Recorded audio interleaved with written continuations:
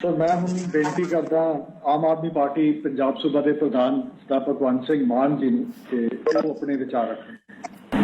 बहुत बहुत मेहरबानी सीएम साहब और सारिया पार्टियां प्रधान साहब ते नुमाइंदे उन्होंने मैं सुन रहा सी जाखड़ साहब ਨੂੰ भी सुनिया। उस तो पहला सैकटरी साहब ने सारी डिटेल दी ते उस तो बाद सुखबीर बादल जी उन्होंने भी सारी अपने वालों कोशिश की कि ये दसन दी कि सारा कुछ फायदे च हो रहा है। सो इनडायरैक्टली उन्होंने इस ऑर्डीनेंस की जिहड़े एग्रीकल्चर ने उन्होंने सपोर्ट ही की है और करनी भी बनती है क्योंकि वो हिस्सेदार ने उत्थे तुहानूं पता ही है पोलीटिकली फिर बहुत उतों एवें अखां दिखाउणगे उहदा कोई फायदा नहीं। तो अज मैनूं इस गल का भी पता लग गया कि इन्ने जाने इकट्ठे होकर क्यों आए सी क्योंकि कोई इधरों फड़ा रहा कागज कोई इधरों फड़ा रहा है। तो पहला हिस्टरी दसी अकाली दल की, फिर पैप्सी वाल नूं चले गए, फिर तेल वाल नूं चले गए, जबकि मुद्दा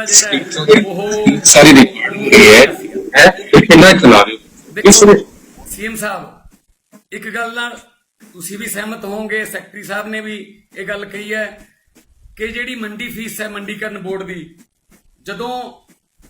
ਜਦੋਂ ਪ੍ਰਾਈਵੇਟ ਪਲੇਅਰ ਆ ਗਿਆ, ਜਦੋਂ ਮੇਰੇ ਖੇਤ ਚੋਂ ਹੀ ਸਿੱਧਾ ਚੱਕ ਕੇ ਪ੍ਰਾਈਵੇਟ ਪਲੇਅਰ ਲੈ ਗਿਆ ਤਾਂ ਜਦੋਂ ਮੇਰੀ ਫਸਲ ਮੰਡੀ ਦੇ ਵਿੱਚ ਗਈ ਨਹੀਂ ਤਾਂ ਫਿਰ ਮੰਡੀ ਫੀਸ ਜਿਹੜੀ ਹੈ ਜਿਹੜੀ ਕਿ ਉੱਥੇ ਤੁਲਦੀ ਹੈ ਤਾਂ ਉਹ ਫਿਰ ਕਿੱਥੋਂ ਆਊਗੀ ਪੰਜਾਬ ਸਰਕਾਰ ਕੋਲੇ। ਮੈਂ ਐਗਜ਼ਾਮਪਲ ਦਿੰਨਾ, ਜਿਸ ਵੇਲੇ ਕੋਵਿਡ ਇਸ ਵੇਲੇ ਕਣਕ ਦੀ ਜਿਹੜੀ ਫਸਲ ਆਈ ਤਾਂ ਮੈਂ ਸੰਗਰੂਰ ਦੀ ਐਗਜ਼ਾਮਪਲ ਦੇ ਦਿੰਨਾ। ਅਸੀਂ ਸੰਗਰੂਰ ਦੇ ਵਿੱਚ ਲਗਭਗ 200 ਦੇ ਲਗਭਗ ਜਿਹੜੇ ਸ਼ੈਲਰ ਸੀ ਉਹਨਾਂ ਨੂੰ ਨੋਟੀਫਾਈ ਕਰਵਾ ਲਿਆ ਮੰਡੀ ਬੋਰਡ ਤੋਂ ਕਿ ਇਹ ਮੰਡੀਆਂ ਨੇ। ਡਾਇਰੈਕਟ ਖੇਤ ਚੋਂ ਸਿੱਧਾ ਸ਼ੈਲਰ 'ਚ ਚਲਾ ਗਿਆ ਮਾਲ ਜਿਹੜਾ ਸੀ, ਪਰ ਜਿੰਨਾ ਉੱਥੇ ਤੁਲਿਆ ਉਹਦਾ ਵੀ ਪੈਸਾ ਜਿਹੜਾ ਮੰਡੀਕਰਨ ਬੋਰਡ ਨੂੰ ਗਿਆ। ਸਾਡੇ ਪੰਜਾਬ ਦੇ ਵਿੱਚ 3900 ਕਰੋੜ ਕਿਹਾ, ਲਗਭਗ 4000 ਕਰੋੜ ਰੁਪਇਆ ਮੰਡੀ ਫੀਸ ਇੱਕ ਸਾਲ ਦੀ ਹੈ, ਜਿਹੜੀ ਕਿ ਜਿਹਨੂੰ ਆਪਾਂ ਰੂਰਲ ਡਿਵੈਲਪਮੈਂਟ ਫੰਡ ਦੇ ਵਿੱਚ ਲੱਗਦਾ। ਜਿਹੜੀਆਂ ਸੜਕਾਂ ਬਣਦੀਆਂ ਨੇ, बहुत सारा होर जिहड़ा किसानी नाल संबंधित कोई जिहड़े संद ने उन्हां ते सबसिडियां दित्तियां जांदियां ने। पहली गल तां मार वो ते सीधी पऊगी जी जदों वड्डे प्लेयर आ गए, वो माल इत्थों चक के लै जाणगे, सीधा उन्हां दे साइलो च जाऊगा जी। साइलो एक बन चुक्या है, शायद जांदे होणगे जदों सुखबीर जी मोगे तो फिरोजपुर नूं जो जांदे ने तां डगरू वाला फाटक लंघ के जिहड़ा खब्बे पासे डानिया का साइलो है, इस तरह के 18 की होर प्लैनिंग है जी। ठीक है जी, वो साइलो बन गए सीधे ही एक दिन च 20-25 हज़ार तो वध ट्राली जिहड़ी है वो सीधी उत्थे जाऊगी, उत्थों ट्रेन भर के वो अपने होर किते गडाउना च लैके जाणगे। सो इस करके सीधे ही आड़तीआ मारिया जाऊगा, पल्लेदार मारे जाणगे, आड़ती नाल संबंधित मुनीम मारे जाणगे ते छोटा मजदूर मारा जाऊगा, छोटा व्यापारी मारा जाऊगा जी। नंबर 2 ते मेरा सवाल है जी, पॉइंट है मेरा कि साडे कॉन्स्टिट्यूशन मुताबक हैल्थ, एजुकेशन ते एग्रीकल्चर ये तीनों स्टेट दे मैटर ने जी। सीएम साहब हैल्थ ते एजुकेशन तो साथों पहले ही खो के लै गया सेंटर। अज जे असीं कोई PGI बनाउणा होवे तां सानूं सेंटर वाल देखना पैंदा जी। एजुकेशन वो साडे सिलेबस दे विच चेंजिस करी जांदे ने, असीं सिर्फ विरोध करन जोगे रह जांदे आ। रह गया सी कल्ला एग्रीकल्चर ते आ जिहड़े ऑर्डीनेंस लैके आए ने उहदे राहीं एग्रीकल्चर भी साडे तो खो रहे ने। GST राहीं पहले ही असीं मिन्नतां करदे आ, होना तां इह चाहीदा सी कि असीं टैक्स इकट्ठा करदे, जिन्ना सेंटर दा हिस्सा बनदा सी उहनां नूं दे दिंदे। असीं उल्टा कर रहे हैं, टैक्स भी असीं इकट्ठा करके दे रहे हैं ते बाਅਦ ਦੇ ਵਿੱਚ अपना टैक्स लैण वास्ते मिन्नतां भी असीं कर रहे हैं। सो एग्रीकल्चर भी साडे तो खो लिया जा रहा है। तो मैनूं बड़ी खुशी की गल है कि तुसीं इस मुद्दे ते अज ऑल पार्टी मीटिंग बुलाई है ते तुसीं जिहड़ी इनविटेशन लैटर है ਉਹਦੇ ਵਿੱਚ भी लिखा है कि इन्हां दा पंजाब दे किसानां ते की असर पऊ, मारू प्रभाव पऊगा, ਉਹਦੇ उस टॉपिक ते है। मैं कोई होर गल नहीं करदा। देखो MSP ये नहीं कहना जिस तरह सुखबीर जी कहते सी कित्थे लिखिया होया कि MSP खत्म हो जूगी। सर असीं कदों कहने कि MSP खत्म करने वास्ते लिखिया होया। सुखबीर जी जिहड़ी सुनील जाखड़ जी ने वीडियो दिखाई सी, MSP तो मक्की ते भी है, ਜਦੋਂ ਮੱਕੀ ਦਾ ਰੇਟ 1750 ਰੁਪਏ ਹੈ ਐਮਐਸਪੀ ਬਤਾ ਸਰਕਾਰ ਖਰੀਦਦੀ ਨਹੀਂ ਤਾਂ ਜਿਹੜਾ ਪ੍ਰਾਈਵੇਟ ਪਲੇਅਰ ਹੈ ਕੋਈ 1000 ਕੋਈ 700 ਕੋਈ ਲੱਗਦੀ ਲਾਉਂਦਾ ਹੈ। ਸੋ ਬਿਲਕੁਲ ਦੋ ਹੀ ਸਟੇਟਾਂ ਨੇ ਕੰਟਰੀ ਦੇ ਵਿੱਚ ਜਿਨ੍ਹਾਂ ਕੋਲੇ ਐਮਐਸਪੀ ਹੈ, ਕਿਉਂਕਿ ਉਹਨਾਂ ਨੇ ਪ੍ਰੋਕਿਉਰਮੈਂਟ ਦਾ ਬਹੁਤ ਵਧੀਆ ਪ੍ਰਬੰਧ ਕੀਤਾ, ਪੰਜਾਬ ਤੇ ਹਰਿਆਣਾ। ਈਵਨ ਮੱਧ ਪ੍ਰਦੇਸ਼ ਤੋਂ ਯੂਪੀ ਤੋਂ ਵੀ ਜਿਹੜਾ ਝੋਨਾ ਵੇਚਣ ਹਰਿਆਣਾ ਜਾਂ ਪੰਜਾਬ ਚ ਆਉਂਦੇ ਆ, ਉਹ ਅੱਜ ਵੀ ਪੰਜਾਬ ਤੇ ਹਰਿਆਣਾ ਤੋਂ ਬਿਨਾ ਸਾਰੇ ਕੰਟਰੀ ਚ ਜਿਹੜਾ ਕਣਕ ਹੈ ਉਹ ਐਮਐਸਪੀ ਦੇ ਰੇਟ ਤੋਂ 400 ਰੁਪਏ ਥੱਲੇ ਵਿਕ ਰਹੀ ਹੈ। ਜਿੱਥੋਂ ਤੱਕ ਆਰਡੀਨੈਂਸ ਦਾ ਸਵਾਲ ਹੈ, ਸਰ ਤੁਸੀਂ ਤਾਂ ਭਾਈਵਾਲੋਂ ਬੀਜੇਪੀ ਵਾਲੇ ਵੀ ਸੁਣ ਰਹੇ ਆ, ਸਰ ਐਡੀ ਕਿਹੜੀ ਐਮਰਜੈਂਸੀ ਲੱਗੀ ਹੋਈ ਸੀ ਕਿ ਆਰਡੀਨੈਂਸ ਲੈ ਕੇ ਆ ਰਹੇ ਪਏ ਨੇ? ਆਰਡੀਨੈਂਸ ਤਾਂ ਐਮਰਜੈਂਸੀ ਚਾਹੁੰਦੇ ਨੇ।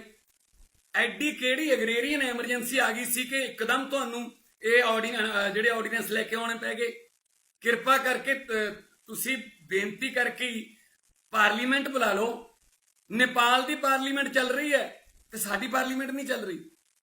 ਇਹ ਕੋਵਿਡ ਦੇ ਮੋਢੇ ਤੇ ਰੱਖ ਕੇ, ਕਰੋਨਾ ਦੇ ਮੋਢੇ ਤੇ ਰੱਖ ਕੇ ਵੱਡੇ ਉਦਯੋਗਪਤੀਆਂ ਨੂੰ ਜਿਹੜਾ ਇਹ ਫਾਇਦਾ ਪਹੁੰਚਾਇਆ ਜਾ ਰਿਹਾ, ਆਮ ਆਦਮੀ ਪਾਰਟੀ ਦਾ ਸਖਤ ਵਿਰੋਧ ਕਰਦੀ ਹੈ। ਤੇ ਜਿਹੜੇ ਹੋ ਸਕਦਾ ਹੈ, ਜਿਸ ਤਰ੍ਹਾਂ ਸੁਖਵੀਰ ਜੀ ਨੇ ਕਿਹਾ ਕਿ ਜਦੋਂ ਪ੍ਰਾਈਵੇਟ ਪਲੇਅਰ ਆਉਣਗੇ ਤਾਂ ਕਿਸਾਨ ਨੂੰ ਫਾਇਦਾ ਹੋ ਜਾਊਗਾ ਕਿ ਮੈਂ ਤਾਂ ਇਹਨੂੰ ਵੇਚੂਗਾ। ਸਰ ਹੋ ਸਕਦਾ 1-2 ਸਾਲ ਕਿਸਾਨਾਂ ਨੂੰ ਐਮਐਸਪੀ ਤੋਂ ਵੀ ਵੱਧ 100 ਰੁਪਏ ਕੁਇੰਟਲ ਸ਼ਾਇਦ ਵੱਧ ਭਾਅ ਮਿਲ ਜੇ। ਉਹਦਾ ਕਾਰਨ ਕੀ ਹੈ? ਸਾਡੇ ਇੱਥੇ 8.5 ਰੁਪਏ 8.5% ਜਿਹੜਾ ਉਹ ਟੈਕਸ ਪੈ ਰਿਹਾ ਇਸ ਵਕਤ।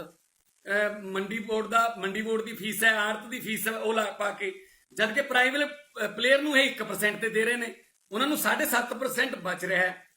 7.5% ਜੇ ਬਚ ਗਿਆ, ਜੇ ਉਹ ਪੂਰੇ ਦਾ ਪੂਰਾ 7.5% ਵੀ ਦੇ ਦੇਣਗੇ ਕਿਸਾਨਾਂ ਨੂੰ ਤਾਂ 100 ਤੋਂ 150 ਰੁਪਏ ਕੁਇੰਟਲ ਬਣ ਜੂ ਜੀ। ਤਾਂ ਕਿਸਾਨ ਖੁਸ਼ ਹੋ ਜਾਊਗਾ ਕਿ ਆਹ ਤਾਂ ਕਮਾਲ ਹੋ ਗਈ ਜੀ, ਸਾਡਾ ਤਾਂ ਪਹਿਲਾਂ ਨਾਲੋਂ ਵੱਧ ਵਿਕਣ ਲੱਗ ਗਿਆ। ਸੁਖਬੀਰ ਬਾਦਲ ਜੀ ਆਪਣੇ ਭਾਸ਼ਣਾਂ 'ਚ ਕਹਿਣ ਲੱਗ ਜਾਣਗੇ ਕਿ ਦੇਖੋ ਕਿਸਾਨਾਂ ਦੇ ਹਿਤੈਸ਼ ਦੇ ਹੱਕ ਦੇ ਵਿੱਚ ਫੈਸਲਾ ਕਰਾਇਆ। ਪਰ ਜਿਸ ਵੇਲੇ 2 ਸਾਲਾਂ ਬਾਅਦ ਸਾਰਾ ਮੰਡੀ ਸਿਸਟਮ ਹੀ ਫਲॉप ਹੋ ਗਿਆ, ਉਹਨਾਂ ਦੇ ਕੰਪੀਟੀਟਰ ਹੀ ਫਲॉप ਹੋ ਗਏ, ਫਿਰ ਸਾਰਾ ਉਹ ਆਪਣੇ ਗਜਾਂ ਨਾਲ ਮਿਲਣਗੇ, ਫਿਰ ਆਪਣੀਆਂ ਮਨਮਰਜ਼ੀਆਂ ਕਰਨਗੇ। ਬਿਲਕੁਲ ਉਵੇਂ ਜਿਵੇਂ ਜੀਓ ਬਿਲਕੁਲ ਫ੍ਰੀ, ਨੈਟ ਵੀ ਫ੍ਰੀ, ਉਹ ਚ ਇੰਨੇ ਜੀਬੀ ਫ੍ਰੀ ਲੋਕਾਂ ਨੇ ਲੈ ਲਏ। ਜਦੋਂ ਉਹਨਾਂ ਦੇ ਗਾਹਕ ਬਣ ਗਏ ਉਹ ਕਹਿੰਦੇ ਹੁਣ ਆ ਜਾਓ, ਲਿਓ ਜੀ ਇੰਨੇ ਪੈਸੇ ਲੱਗਣਗੇ, ਇੰਨੇ ਲੱਗਣਗੇ। ਬਿਲਕੁਲ ਸੇਮ ਕਿਸਾਨ ਨਾਲ ਹੋਊਗਾ ਜਿਵੇਂ ਇਸ ਤੋਂ ਪਹਿਲਾਂ ਹੋਰ ਵੱਡੀਆਂ ਕੰਪਨੀਆਂ, ਵੱਡੇ ਪਲੇਅਰ ਐਸੇ ਤਰ੍ਹਾਂ ਹੀ ਕਰਦੇ ਹੁੰਦੇ ਨੇ। ਤੇ ਬਾਕੀ ਮੈਂ ਇਹ ਕਹਿਣਾ ਚਾਹੁੰਦਾ ਕਿ ਵਾਅਦਾ ਕੀਤਾ ਸੀਗਾ ਸਵਾਮੀਨਾਥਨ ਦੀਆਂ ਰਿਪੋਰਟਾਂ ਲਾਗੂ ਕਰਨ ਦਾ। ਵਾਅਦਾ ਤਾਂ ਇਹ ਕੀਤਾ ਸੀ ਕਿ ਸਵਾਮੀਨਾਥਨ ਦੀਆਂ ਰਿਪੋਰਟਾਂ ਲਾਗੂ ਕਰਾਂਗੇ, ਇਹ ਬੀਜੇਪੀ ਦੇ ਮੈਨੀਫੈਸਟੋ 'ਚ ਹੈ, ਪਾਰਲੀਮੈਂਟ ਦੇ ਵਿੱਚ ਵੀ ਮੈਂ ਉਠਾਇਆ ਸੀ। ਤੇ ਵਾਅਦਾ ਕੀਤਾ ਸੀ ਮੈਨੀਫੈਸਟੋ ਦੇ ਵਿੱਚ ਸਵਾਮੀਨਾਥਨ ਦੀਆਂ ਰਿਪੋਰਟਾਂ ਲਾਗੂ ਕਰਨ ਦਾ, ਪਰ ਰਿਪੋਰਟਾਂ ਲਾਗੂ ਕਰਤੀਆਂ ਸ਼ਾਂਤਾ ਕੁਮਾਰ ਕਮੇਟੀ ਦੀਆਂ। ਸੋ ਸਵਾਮੀਨਾਥਨ ਤੋਂ ਸ਼ਾਂਤਾ ਕੁਮਾਰ ਤੱਕ ਜਿਹੜਾ ਸਫ਼ਰ ਹੈ ਨਾ, ਇਹ ਬਹੁਤ ਮਾਰੂ ਹੈ ਪੰਜਾਬ ਦੇ ਕਿਸਾਨ ਲਈ, ਜਿਹੜਾ ਕਿ ਪਹਿਲੀ ਮਰਿਆ ਪਿਆ ਆਲਰੇਡੀ। ਪੰਜਾਬ ਦਾ ਕਿਸਾਨ ਸੀਐਮ ਸਾਹਿਬ, ਜਦੋਂ ਮੈਂ ਪਾਰਲੀਮੈਂਟ 'ਚ ਕਿਤੇ ਪੰਜਾਬ ਦੇ ਕਿਸਾਨਾਂ ਦੀ ਖੁਦਕੁਸ਼ੀ ਦਾ ਮੁੱਦਾ ਉਠਾਉਣਾ ਤਾਂ ਤਮਿਲਨਾਡੂ ਦੇ, ਮਹਾਰਾਸ਼ਟਰ ਦੇ, ਉੜੀਸਾ ਦੇ ਕਿਸਾਨ ਜਿਹੜੇ ਐਮਪੀ ਨੇ, ਉਹ ਇਸ ਗੱਲ ਤੇ ਯकीन नहीं करते कि क्या पंजाब का किसान भी आत्महत्या करता है। हमें तो ये लगता है कि पंजाब का किसान बहुत खुशहाल है, वो तो नाचता गाता रहता है। मैं कहा नहीं सर, जो अंदरले हालात ने वो माड़े ने ते हुण होर भी माड़े करन लगे ने। नंबर ये हुण जी क्लस्टर बन गए सर, आ जिहड़ी कॉन्ट्रैक्ट फार्मिंग है, क्लस्टर बन गए 40,000 तो 50,000 एकड़ के क्लस्टर बन जाएंगे। फर्ज कर लो मेरे भी 35 किले मेरे भी आगे विच, ਤਾਂ ਮੈਨੂੰ ਕਿਹਾ ਜਾਊਗਾ ਆ ਲਓ ਜੀ ਐਗਰੀਮੈਂਟ ਕਰੋ ਸਾਡੇ ਨਾਲ, ਇਹ ਤੇ ਸਾਈਨ ਕਰੋ ਲੀਜ਼ ਤੇ, ਗਵਰਨਮੈਂਟ ਨੇ ਆ ਠੇਕਾ ਤੁਹਾਡਾ ਨਿਰਧਾਰਿਤ ਕੀਤਾ ਹੈ, ਹਰ ਸਾਲ ਇੰਨੇ % ਵੱਧ ਜਾ ਕਰੂਗਾ, ਤੇ ਜੇ ਤੁਸੀਂ ਇੱਥੇ ਦਿਹਾੜੀ ਕਰਨੀ ਚਾਹੁੰਦੇ ਹੋ ਤਾਂ ਆ ਜਾ ਕਰੋ, ਵਰਨਾ ਸਾਨੂੰ ਤੰਗ ਨਾ ਕਰਿਓ। ਆ ਹੋਣ ਵਾਲਾ ਉਹ ਜਿਹੜਾ ਪੁਰਾਣਾ ਕਲਚਰ, ਮੁਜ਼ਾਹਰਾ ਕਲਚਰ, ਉਹ ਦੁਬਾਰੇ ਆਊਗਾ ਜੀ। ਤੇ ਇਹਨਾਂ ਨੇ ਕਿਹਾ, ਸੁਖਬੀਰ ਜੀ ਨੇ ਕਿ ਅਸੀਂ ਮੰਤਰੀ ਸਾਹਿਬ ਨਾਲ ਗੱਲ ਕੀਤੀ, ਇਮੀਡੀਏਟਲੀ ਮੰਤਰੀ ਸਾਹਿਬ ਨੂੰ ਚੰਡੀਗੜ੍ਹ ਬੁਲਾਇਆ ਗਿਆ। ਨਰਿੰਦਰ ਤੋਮਰ ਜੀ ਕਹਿੰਦੇ ਐਮਐਸਪੀ ਨਹੀਂ ਜਾਊਗੀ ਕਿਤੇ, ਐਮਐਸਪੀ ਰਹੂਗੀ। ਤੇ ਉਸ ਤੋਂ 3-4 ਦਿਨ ਬਾਅਦ ਇਹਨਾਂ ਦੇ ਮੰਤਰੀ ਸਾਹਿਬ ਨਿਤਿਨ ਗਡਕਰੀ ਜੀ ਕਹਿੰਦੇ ਦੇਸ਼ ਦੀ ਇਕਨੋਮੀ ਤੇ ਸਭ ਤੋਂ ਵੱਡਾ ਬੋਝ, ਸਭ ਤੋਂ ਘਾਤਕ ਦੇਸ਼ ਦੀ ਇਕਨੋਮੀ ਵਾਸਤੇ ਉਹ ਐਮਐਸਪੀ ਹੈ। ਫਿਰ ਸਰ ਹੁਣ ਇਹ ਦੱਸੋ ਕਿ ਜਾਂ ਤਾਂ ਨਿਤਿਨ ਗਡਕਰੀ ਜੀ ਕਿਸੇ ਹੋਰ ਪਾਰਟੀ ਦੇ ਨੇ ਜਾਂ ਫਿਰ ਤੋਮਰ ਸਾਹਿਬ ਕਿਸੇ ਹੋਰ ਪਾਰਟੀ ਦੇ ਨੇ। ਸੋ ਇਸ ਕਰਕੇ ਮੈਨੂੰ ਅੱਜ ਸੁਖਬੀਰ ਜੀ ਦੀਆਂ ਗੱਲਾਂ ਤੋਂ ਲੱਗਿਆ ਕਿ ਉਹ ਆਪਣਾ ਟਾਈਮ ਪੂਰਾ ਕਰਨਾ ਚਾਹੁੰਦੇ ਸੀ, ਤਾਂ ਹੀ ਉਹ ਕਹਿੰਦੇ ਸੀ ਕਿ ਮੈਨੂੰ ਆਖਰ 'ਚ ਟਾਈਮ ਦਿਓ ਤਾਂ ਕਿ ਮੈਂ ਜੇ ਕਿਸੇ ਨੇ ਕੁਝ ਹੋਰ ਬੋਲਿਆ ਮੈਂ ਕਿਤੇ ਹੋਰ ਨਾ ਪਹਿਲਾਂ ਨਾ ਕੁਝ ਕਹਿ ਜਾਂ। ਸੋ ਕਿਰਪਾ ਕਰਕੇ ਸੁਖਬੀਰ ਜੀ, ਰਾਜਾਂ ਦੇ ਵੱਧ ਅਧਿਕਾਰਾਂ ਦੀ ਗੱਲ ਕਰਨ ਵਾਲੀ ਪਾਰਟੀ ਅੱਜ ਰਾਜਾਂ ਦੇ ਅਧਿਕਾਰ ਖੋਹਣ ਦੇ ਹੱਕ 'ਚ ਕਿਉਂ ਹੋਈ ਖੜੀ ਹੈ, ਇਹ ਗੱਲ ਤੁਹਾਨੂੰ ਸਪਸ਼ਟ ਕਰਨੀ ਪਊਗੀ। ਹਜੇ ਤੱਕ ਤੁਸੀਂ ਸਪਸ਼ਟ ਨਹੀਂ ਕੀਤੀ। ਤੁਸੀਂ ਹਰ ਗੱਲ 'ਚ ਕਿਹਾ ਇਹ 'ਚ ਕਿਸਾਨਾਂ ਦਾ ਫਾਇਦਾ ਹੈ, ਇਹ 'ਚ ਕਿਸਾਨਾਂ ਦਾ ਫਾਇਦਾ ਹੈ। ਜੇ ਕਿਸਾਨਾਂ ਦਾ ਫਾਇਦਾ ਹੁੰਦਾ ਹੈ ਤਾਂ ਹੋਵੇ ਤਾਂ ਇੰਨੀਆਂ ਕਿਸਾਨ ਜਥੇਬੰਦੀਆਂ ਜਿਹੜੀਆਂ ਉਹ ਸੜਕਾਂ ਤੇ ਕਿਉਂ ਬੈਠੀਆਂ ਨੇ? ਉਹਨਾਂ ਨੂੰ ਪਤਾ ਨਹੀਂ, ਜਿਹੜੇ ਕਿਸਾਨਾਂ ਦੇ ਲੀਡਰ ਨੇ ਉਹਨਾਂ ਨੂੰ ਪਤਾ ਨਹੀਂ ਕਿ ਇਹਦਾ ਫਾਇਦਾ ਹੋਣ ਵਾਲਾ ਹੈ? ਨਹੀਂ, ਉਹਨਾਂ ਨੂੰ ਇਹ ਪਤਾ ਹੈ ਕਿ ਇਹ ਕੰਨ ਮਰੋੜ ਕੇ ਦੂਜੀ ਬਾਹ ਨਾਲ ਇਹ ਜਿਹੜਾ ਬਾਹ ਮਰੋੜ ਕੇ ਇਹ ਜਿਹੜੀ ਡਾਕਾ ਮਾਰਿਆ ਜਾ ਰਿਹਾ ਹੈ। ਤੇ ਇਸ ਤੋਂ ਬਾਅਦ ਮੈਂ ਕਹਿਣਾ ਚਾਹੁੰਦਾ ਕਿ ਸਰ, ਜਿਸ ਤਰ੍ਹਾਂ ਤੁਸੀਂ ਪਾਣੀ ਦੇ ਮੁੱਦੇ ਤੇ ਸਪੈਸ਼ਲ ਸੈਸ਼ਨ ਬੁਲਾ ਕੇ ਪ੍ਰਸਤਾਵ ਪਾਸ ਕੀਤਾ ਸੀ, ਤੁਸੀਂ ਐਨਆਰਸੀ ਦੇ ਮੁੱਦੇ ਤੇ ਸਪੈਸ਼ਲ ਸੈਸ਼ਨ ਵਿਧਾਨ ਸਭਾ ਦਾ ਬੁਲਾ ਕੇ ਪ੍ਰਸਤਾਵ ਪਾਸ ਕੀਤਾ ਸੀ ਉਹਦੇ ਵਿਰੁੱਧ। ਬਿਲਕੁਲ ਇਸੇ ਤਰ੍ਹਾਂ ਮੈਂ ਮੰਗ ਕਰੂੰਗਾ ਆਮ ਆਦਮੀ ਪਾਰਟੀ ਵੱਲੋਂ ਕਿ ਇਸ ਆਰਡੀਨੈਂਸ ਦੇ ਵਿਰੁੱਧ ਸਪੈਸ਼ਲ ਸੈਸ਼ਨ ਬੁਲਾ ਕੇ ਪ੍ਰਸਤਾਵ ਪਾਸ ਕਰੋ ਕਿ ਕਿਉਂਕਿ ਪੰਜਾਬ ਤੋਂ ਸਰ ਕੰਮ ਲੈ ਕੇ ਨਿੰਬੂ ਵਾਂਗੂ ਨਿਚੋੜ ਕੇ ਹੁਣ ਪੰਜਾਬ ਨੂੰ ਸੁੱਟਣ ਲੱਗੇ ਨੇ ਆਲਰੇਡੀ। ਦੇਖੋ, ਜਿਸ ਵੇਲੇ ਹਰੀ ਕ੍ਰਾਂਤੀ ਆਈ, ਹਰੀ ਕ੍ਰਾਂਤੀ ਨੇ ਜਦੋਂ ਸਾਡਾ ਮੁਲਕ ਬਾਹਰਲੇ ਮੁਲਕਾਂ ਤੋਂ ਅਮਰੀਕਾ ਤੋਂ ਕਣਕ ਮੰਗਾਉਂਦਾ ਸੀ ਸਰ, ਉਸ ਵੇਲੇ ਹਰੀ ਕ੍ਰਾਂਤੀ ਰਾਹੀਂ ਪੰਜਾਬ ਦੇ ਕਿਸਾਨ ਨੇ ਮਿੱਟੀ ਨਾਲ ਮਿੱਟੀ ਹੋ ਕੇ ਪੂਰੇ ਦੇਸ਼ ਦੇ ਭੰਡਾਰ ਭਰਤੇ ਜੀ ਅਨਾਜ ਦੇ। ਠੀਕ ਹੈ ਜੀ। ਅੱਜ ਸਾਨੂੰ ਕਹਿੰਦੇ ਸਾਨੂੰ ਕੋਈ ਤੁਹਾਡੀ ਕਣਕ ਦੀ ਲੋੜ ਨਹੀਂ, ਸਾਨੂੰ ਕੋਈ ਤੁਹਾਡੇ ਝੋਨੇ ਦੀ ਲੋੜ ਨਹੀਂ। ਮਤਲਬ ਪੰਜਾਬੀ 'ਚ ਕਹਿੰਦੇ ਆ ਕਿ ਕੰਮ ਲੈ ਕੇ ਵਾਹੀ ਦਾ ਤੇ ਮੌਲੇ ਬਲਦ ਵਾਂਗੂ ਪੰਜਾਬ ਨੂੰ ਹੁਣ ਲਾਵਾਰਸ ਛੱਡਣ ਲੱਗੇ ਨੇ। ਇਸ ਤਰ੍ਹਾਂ ਨਹੀਂ ਹੋਣ ਦਿੱਤਾ ਜਾਊਗਾ ਔਰ ਨਹੀਂ ਹੋਣ ਦਿੱਤਾ ਜਾਣਾ ਚਾਹੀਦਾ, ਜਿਹੜੇ ਪੰਜਾਬ ਨੂੰ ਅਸਲੀ ਪਿਆਰ ਕਰਦੇ ਆ। ਸੋ ਮੈਂ ਤਾਂ ਇਹ ਕਹਿਣਾ ਕਿ ਹੁਣ ਆਉਗੀ ਰਿਲਾਇੰਸ ਐਗਰੋ, ਅੰਡਾਨੀ ਐਗਰੋਜ਼ ਆਉਣਗੇ, ਵੱਡੇ ਆਉਣਗੇ ਤੇ ਉਹ ਸਾਰਾ ਕੁਝ ਲੁੱਟ ਕੇ ਜਿਹੜਾ ਉਹ ਪੰਜਾਬ ਚੋਂ ਲੈ ਜਾਣਗੇ। ਹੁਣ ਮੈਂ ਜਿਹੜਾ ਸਭ ਤੋਂ ਜਿਹੜੀ ਇਹਦਾ ਨਾਂ ਰੱਖਿਆ ਸ਼ਕਤੀਕਰਨ ਤੇ ਸੁਰੱਖਿਆ, ਕਿਹਨੂੰ ਸ਼ਕਤੀ ਮਿਲੂਗੀ ਇਹਦੇ ਨਾਲ ਤੇ ਕਿਹਦੀ ਸੁਰੱਖਿਆ ਹੋਊਗੀ? ਸਰ, ਵੱਡੇ ਉਦਯੋਗਪਤੀਆਂ ਦਾ ਸ਼ਕਤੀਕਰਨ ਤੇ ਉਹਨਾਂ ਦੀ ਸੁਰੱਖਿਆ। ਤੇ ਮੈਂ ਤਾਂ ਜਿਸ ਤਰ੍ਹਾਂ ਇਹ ਕਹਿੰਦੇ ਸੀ ਈ ਟ੍ਰੇਡਿੰਗ, ਸੁਖਬੀਰ ਜੀ ਕਿੰਨੇ ਕੁ % ਨੇ ਕਿਸਾਨ ਜਿਹੜੇ ਈ ਟ੍ਰੇਡਿੰਗ ਕਰਨਾ ਜਾਣਦੇ ਨੇ? ਉਹ ਤਾਂ ਵਿਚਾਰੇ ਮੰਡੀ 'ਚ ਵੀ ਆਪਣਾ ਫਸਲ ਵੇਚਣਾ ਨਹੀਂ ਜਾਣਦੇ ਵੀ ਕੀ ਹੋਇਆ, ਕਿੰਨੇ ਦੀ ਲੱਗ ਗਈ, ਕਿੰਨੇ ਕੁਇੰਟਲ ਹੈ। ਠੀਕ ਹੈ। ਸੋ ਕਿਰਪਾ ਕਰਕੇ ਇਹ ਈ ਟ੍ਰੇਡਿੰਗ ਉਹ ਛੱਡ ਕੇ ਤੁਸੀਂ ਪੰਜਾਬ ਦੇ ਹਿੱਤਾਂ ਦੀ ਰੱਖਿਆ ਕਰਨ ਵਾਲੀ ਪਾਰਟੀ ਹੈ। ਮੈਂ ਮੰਨਦਾ ਮੋਰਚੇ ਲਾਉਣ ਵਾਲੀ ਪਾਰਟੀ ਹੈ, ਸ਼ਹੀਦਾਂ ਦੀ ਤੁਸੀਂ ਪਾਰਟੀ ਨੂੰ ਕਿਹਾ ਔਰ ਮੋਰਚੇ ਲਾਉਂਦੀ ਵੀ ਰਹੀ ਹੈ ਅਕਾਲੀ ਦਲ। ਐਸੀ ਜਮਾਤ ਹੈ ਜਿਹੜੀ ਖੜਦੀ ਸੀ, ਪਤਾ ਨਹੀਂ ਕਿਉਂ ਕੀ ਹੋ ਗਿਆ ਹੁਣ ਕਿ ਤੁਸੀਂ ਅਚਾਨਕ ਜਿਹੜਾ ਉਹ ਸੈਂਟਰ ਸਰਕਾਰ ਦੇ ਹਰ ਫੈਸਲੇ ਤੇ ਤੁਸੀਂ ਮੋਹਰ ਲਾਉਣ ਲੱਗ ਗਏ। ਔਰ ਸਭ ਤੋਂ ਜਿਹੜੀ ਮਾੜੀ ਗੱਲ ਹੈ ਉਹ ਤੁਸੀਂ ਇੱਕ ਤਾਂ ਇਹ ਹੈ ਤੁਸੀਂ ਆਪ ਵੀ ਨਹੀਂ ਪੜ੍ਹਦੇ ਸ਼ਾਇਦ। ਤੁਸੀਂ ਇਹਨੂੰ ਕਿਹਾ ਵੀ ਆਲ ਪਾਰਟੀ ਮੀਟਿੰਗ ਇੱਕ ਕਿਵੇਂ ਹੈ ਜੀ, ਹੋਰ ਵੀ ਐਮਐਲਏ ਸੀ। ਤੇ ਸਰ, ਚਾਈਨਾ ਦੇ ਮੁੱਦੇ ਤੇ ਆ ਜਿਹੜੀ 4-5 ਦਿਨ ਪਹਿਲਾਂ ਆਲ ਪਾਰਟੀ ਮੀਟਿੰਗ ਬੁਲਾਈ ਹੈ, ਉਹਦੇ 'ਚ ਅਸੀਂ ਕਿਉਂ ਨਹੀਂ ਸੀ? ਫਿਰ ਤੁਸੀਂ ਕਿਉਂ ਸੀ? ਤੁਹਾਡੇ ਕਿੰਨੇ ਐਮਪੀ ਨੇ, ਸਾਡੇ ਕਿੰਨੇ ਐਮਪੀ? ਤੁਹਾਡੇ 2 ਨੇ, ਸਾਡੇ ਮੈਂ 1 ਹਾਂ ਲੋਕ ਸਭਾ 'ਚ। ਤੁਹਾਡੇ ਵੀ ਉਧਰ ਵੀ ਉਨੇ ਹੀ ਨੇ, ਇੱਧਰ ਵੀ ਇੰਨੇ ਨੇ। ਸੇ ਆਲ ਪਾਰਟੀ ਮੀਟਿੰਗ ਦੇ ਵਿੱਚ ਉੱਥੇ ਕਿਉਂ ਨਹੀਂ ਬੁਲਾਇਆ ਜਾਂਦਾ? ਫਿਰ ਉਹਨੂੰ ਵੀ ਆਲ ਪ੍ਰੋਮੀਨੈਂਟ ਲੀਡਰਸ ਪਾਰਟੀ ਦਾ ਨਾਮ ਦਿੱਤਾ ਜਾਂਦਾ। ਸੋ ਇਸ ਕਰਕੇ ਦਿੱਲੀ ਕੁਝ ਹੋਰ ਬੋਲਣਾ, ਆ ਕੇ ਪੰਜਾਬ ਕੁਝ ਹੋਰ ਬੋਲਣਾ, ਇਹ ਹੁਣ ਨਹੀਂ ਚੱਲੂਗਾ ਸਰ।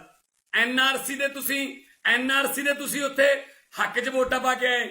ਐਨਆਰਸੀ ਦੇ ਉੱਥੇ ਹੱਕ 'ਚ ਵੋਟਾਂ ਪਾਈਆਂ 2 ਦੀਆਂ 2, ਕਿਉਂਕਿ ਸਕਰੀਨ ਤੇ ਆ ਜਾਂਦੀਆਂ ਸਰ ਉੱਥੇ ਕਿ ਕਿੰਨੇ ਨੰਬਰ ਜਿਹੜੀ ਸੀਟ ਨੇ ਗ੍ਰੀਨ ਬਟਨ ਦੱਬਿਆ ਤੇ ਐਨਆਰਸੀ ਦੇ ਹੱਕ 'ਚ ਵੋਟਾਂ ਪਾ ਕੇ 3 ਦਿਨਾਂ ਬਾਅਦ ਇੱਥੇ ਆ ਕੇ ਤੁਸੀਂ ਐਨਆਰਸੀ ਦੇ ਵਿਰੁੱਧ ਬੋਲਣ ਲੱਗੇ। ਸਰ, ਅੱਜ ਕੱਲ ਇਨਫੋਰਮੇਸ਼ਨ ਦਾ ਜ਼ਮਾਨਾ ਹੈ, ਪਹਿਲਾਂ ਵਾਲਾ ਜ਼ਮਾਨਾ ਨਹੀਂ ਹੈਗਾ ਕਿ ਬਾਦਲ ਸਾਹਿਬ ਬਰਨਾਲੇ ਕੁਝ ਹੋਰ ਕਹਿ ਗਏ ਤੇ ਸੰਗਰੂਰ ਕੁਝ ਹੋਰ ਕਹਿ ਗਏ ਤੇ ਸੰਗਰੂਰ ਵਾਲਿਆਂ ਨੂੰ ਵੀ ਨਹੀਂ ਪਤਾ ਲੱਗਿਆ ਬਰਨਾਲੇ ਕੀ ਕਹਿ ਗਏ, ਬਰਨਾਲੇ ਵਾਲਿਆਂ ਨੂੰ ਪਤਾ ਲੱਗਿਆ ਸੰਗਰੂਰ ਕੀ ਕਹਿ ਗਏ। ਸੋ ਪੰਜਾਬ ਦਾ ਕਿਸਾਨ ਜਿਹੜਾ ਉਹ ਪਹਿਲਾਂ ਹੀ ਆਤਮ ਹੱਤਿਆ ਕਰੀ ਜਾਂਦਾ ਹੈ, ਆਪਣੇ ਗੁਰਦੇ ਵੇਚ ਕੇ ਆਪਣੀਆਂ ਧੀਆਂ ਦੇ ਵਿਆਹ ਕਰ ਰਹੇ ਕਿਸਾਨ। ਅੱਜ ਕਿਸਾਨ ਜਿਹੜਾ ਤੁਸੀਂ ਟਰੈਕਟਰਾਂ ਦੀ ਮੰਡੀ ਲੱਗਦੀ ਹੈ ਸਰ, ਹਰ ਕਿਤੇ 5 ਤਰੀਕ ਨੂੰ, ਕਿਤੇ 9 ਤਰੀਕ ਨੂੰ ਬਿਲਕੁਲ ਨਵੇਂ ਟਰੈਕਟਰ ਵਿਕਣ ਆਉਂਦੇ ਨੇ। ਸੁਖਬੀਰ ਜੀ, ਸ਼ਾਇਦ ਤੁਸੀਂ ਕਦੇ ਲੰਘਦੇ ਹੋਵੋਗੇ, ਮੋਗੇ ਦੀ ਮੰਡੀ ਸਭ ਤੋਂ ਵੱਡੀ ਮੰਨੀ ਜਾਂਦੀ ਹੈ। ਉਹ ਮੰਡੀ ਦੇ ਵਿੱਚ ਕਿਸਾਨ ਟਰੈਕਟਰ ਨਹੀਂ ਵੇਚਣ ਆਉਂਦਾ, ਕਿਸਾਨ ਖੁਦ ਵਿਕਣ ਆਉਂਦਾ ਜੀ, ਕਿਉਂਕਿ ਨਵਾਂ ਟਰੈਕਟਰ ਕਿਉਂ ਵੇਚਣਾ ਲੋੜ ਪੈ ਰਿਹਾ? ਕਿਉਂਕਿ ਕਰਜ਼ਾ ਚੜ ਗਿਆ, ਆੜਤੀਆ ਕਰਜ਼ਾ ਨਹੀਂ ਦਿੰਦਾ, ਧੀ ਦਾ ਵਿਆਹ ਆ ਗਿਆ, ਇੱਕੋ ਹੀ ਤਰੀਕਾ ਹੈ, ਜ਼ਮੀਨ ਦੇ ਨੰਬਰ ਦੇ ਕੇ ਨਵਾਂ ਟਰੈਕਟਰ ਲੈ ਲਓ 8-10 ਲੱਖ ਦਾ, ਤੇ 2 ਦਿਨਾਂ ਬਾਅਦ 4 ਦਿਨਾਂ ਬਾਅਦ ਮੰਡੀ ਦੇ ਵਿੱਚ ਉਹਨੂੰ 1-1.5 ਲੱਖ ਰੁਪਇਆ ਘੱਟ ਮੁੱਲ ਤੇ ਨਗਦ ਵੇਚ ਦੋ ਕਿ ਦੇਖੀ ਜਾਊਗੀ ਕਿਸ਼ਤਾਂ ਭਰਾਂਗੇ।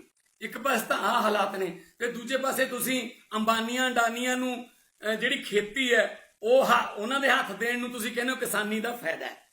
ਸੋ ਕਿਰਪਾ ਕਰਕੇ ਆਪਣਾ ਸਟੈਂਡ ਸਪਸ਼ਟ ਕਰਿਓ। ਇਸ ਤੋਂ ਬਾਅਦ ਬੀਜੇਪੀ ਬੋਲੂਗੀ, ਮੈਂ ਉਹਨਾਂ ਤੋਂ ਜ਼ਿਆਦਾ ਉਮੀਦ ਕਰਦਾ, ਕਿਉਂਕਿ ਉਹ ਵੱਡੇ ਭਾਗੀਦਾਰ ਨੇ, ਉਹ ਕਿਉਂਕਿ ਬੀਜੇਪੀ ਜਿਹੜੀ ਹੈ ਉਹ ਤਾਂ ਦੇਸ਼ ਦੇ ਵਿੱਚ ਰੂਲ ਕਰ ਰਹੀ ਹੈ ਔਰ ਭਾਰੀ ਮੈਂਡੇਟ ਨਾਲ ਰੂਲ ਕਰ ਰਹੀ ਹੈ। ਸੋ ਮੈਂ ਇਹੀ ਕਹਿਣਾ ਚਾਹੂੰਗਾ ਕਿ ਜਿਹੜੀ MSP ਹੈ ਉਹ ਖਤਮ ਨਹੀਂ ਕਰ ਰਹੇ, ਉਹਨੂੰ ਖਤਮ ਕਰਨ ਦੇ ਰਾਹ ਤੇ ਚੱਲ ਪਏ। ਜਦੋਂ ਕੋਈ ਖਰੀਦਦਾਰ ਹੀ ਨਾ ਰਿਹਾ ਜੀ, ਫਿਰ ਮੋਨੋਪੋਲੀ ਹੋ ਗਈ। ਜਦੋਂ ਫਿਰ ਤਾਂ ਜਿੰਨੇ ਦੀ ਮਰਜ਼ੀ ਖਰੀਦੇ ਜੀ, ਉਹਦੇ ਕੋਲੇ ਕਿਸਾਨ ਕੋਲੇ ਕੋਈ ਆਪਸ਼ਨ ਹੈ ਨਹੀਂ। ਹੋਰ ਕੋਈ ਕਿਹੜਾ ਕਿਸਾਨ ਹੈ ਭੁੱਚੋ ਮੰਡੀ ਦਾ, ਕਿਹੜਾ ਕਿਸਾਨ ਹੈ ਰਾਮਪੁਰਾ ਫੂਲ ਦਾ, ਕਿਹੜਾ ਕਿਸਾਨ ਹੈ ਸੁਨਾਮ ਦਾ ਜਾਂ ਧੂਰੀ ਦਾ, ਜਿਹੜਾ ਆਪਣੀ ਫਸਲ ਗੁਜਰਾਤ ਜਾਂ ਮੱਧ ਪ੍ਰਦੇਸ਼ ਲਿਜਾ ਕੇ ਵੇਚਦੇ? ਸੋ ਇਹ ਅੱਛਾ, ਜਿਹੜਾ ਕਹਿੰਦੇ ਹੋ ਤੁਸੀਂ ਕਿ ਪੂਰੇ ਮੁਲਕ 'ਚ ਕਿਸਾਨ ਜਿੱਥੇ ਮਰਜ਼ੀ ਵੇਚ ਸਕਦਾ, ਨਵਾਂ ਰੂਲ ਹੈ ਵਨ ਨੇਸ਼ਨ ਵਨ ਮੰਡੀ। ਸਰ 1977 ਦੇ ਵਿੱਚ ਚੌਧਰੀ ਚਰਨ ਸਿੰਘ ਦੀ ਸਰਕਾਰ ਜਦੋਂ 1977 ਦੇ ਵਿੱਚ ਐਮਰਜੈਂਸੀ ਤੋਂ ਬਾਅਦ ਸਰਕਾਰ ਬਣੀ ਸੀ, ਉਹਨਾਂ ਨੇ ਪਹਿਲੇ ਹੀ ਇਹ ਰੂਲ ਲਾਗੂ ਕੀਤਾ ਸੀ ਕਿ ਕਿਸਾਨ ਜਿੱਥੇ ਮਰਜ਼ੀ ਵੇਚ ਸਕਦਾ ਹੈ।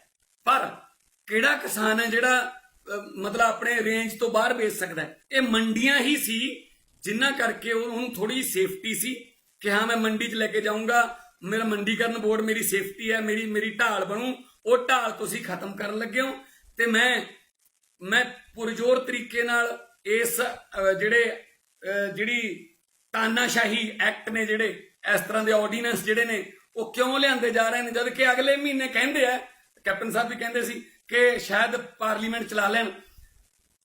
ਪਾਰਲੀਮੈਂਟ 'ਚ ਆਉਂਦਾ ਬਿੱਲ ਸਰ, ਵਿਰੋਧ ਅਸੀਂ ਵੀ ਕਰਦੇ, ਆਪਦਾ ਪੱਖ ਅਸੀਂ ਵੀ ਰੱਖਦੇ, ਹੋ ਸਕਦਾ ਇਹਨੂੰ ਸਟੈਂਡਿੰਗ ਕਮੇਟੀ ਨੂੰ ਭੇਜ ਦਿੱਤਾ ਜਾਂਦਾ, ਹੋ ਸਕਦਾ ਰਾਜ ਸਭਾ 'ਚ ਇਹ ਪਾਸ ਨਾ ਹੁੰਦਾ।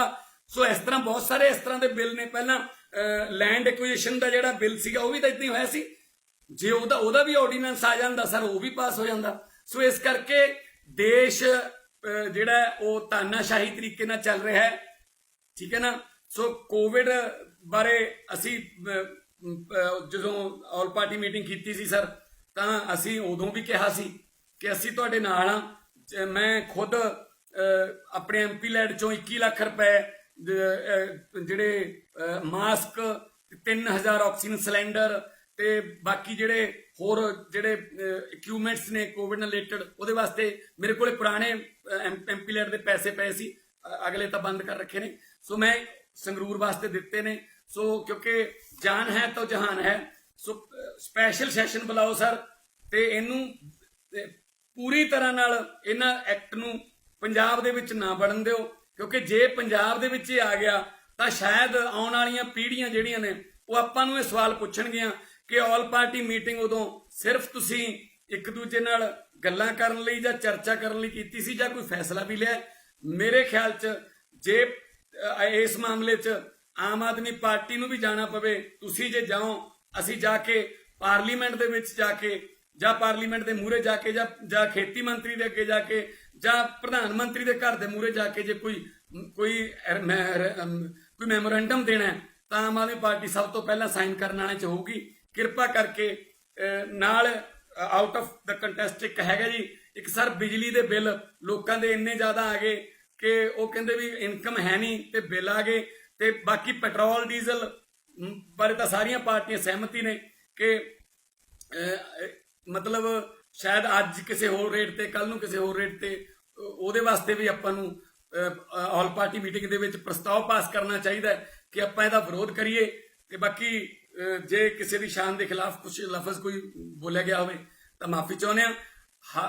ਔਰ ਇਸ ਤਾਨਾਸ਼ਾਹੀ ਐਕਟ ਜਿਹੜੇ ਆ ਰਹੇ ਨੇ ਮੁਲਕ 'ਚ, ਉਹਨਾਂ ਦਾ ਵਿਰੋਧ ਕਰਦੇ ਆ ਕਿ ਚੁਣੇ ਹੋਏ ਨੁਮਾਇੰਦੇ ਦੇ ਤੌਰ ਤੇ ਇਹ ਮੰਗ ਕਰਦੇ ਆ ਪਾਰਲੀਮੈਂਟ ਬੁਲਾਈ ਜਾਵੇ, ਉੱਥੇ ਪਾਸ ਕਰਾ ਲਓ, ਉੱਥੇ ਡਿਸਕਸ਼ਨ ਤਾਂ ਹੋਵੇ ਨਾ। ਇੱਥੇ ਤਾਂ ਹੁਣ ਸਿੱਧਾ ਮਤਲਬ ਸਾਡੇ ਤੇ ਥੱਪਦੇ ਨੇ, ਸਾਨੂੰ ਪੁੱਛਦੇ ਨਹੀਂ, ਸਾਨੂੰ ਦੱਸਦੇ ਨੇ ਕਿ ਆਹ ਐਕਟ ਆ ਗਿਆ ਜੀ, ਆਹ ਇੱਕ ਆਹ ਐਕਟ ਆ ਗਿਆ ਜੀ, ਲਾਗੂ ਕਰ ਦਿਓ ਜੀ, ਹੁਣ ਇਹਦੇ ਨਾਲ ਐਂ ਹੋ ਜਾਊਗਾ ਜੀ, ਇਹਦੇ ਨਾਲ ਐਂ ਹੋ ਜਾਊਗਾ। ਸੋ ਇਹ ਵੱਡੇ ਘਰਾਣਿਆਂ ਨੂੰ ਫਾਇਦਾ ਪਹੁੰਚਾਉਣ ਵਾਲਾ ਐਕਟ ਹੈ ਜੀ।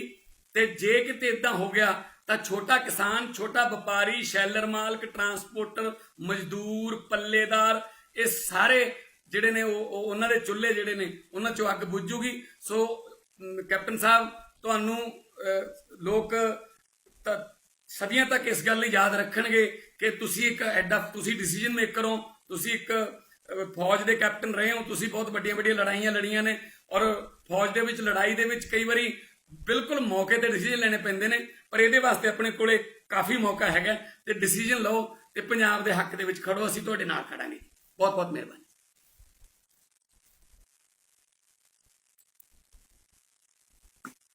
ਧੰਨਵਾਦ ਮਾਨ ਸਾਹਿਬ, ਥੈਂਕ ਯੂ।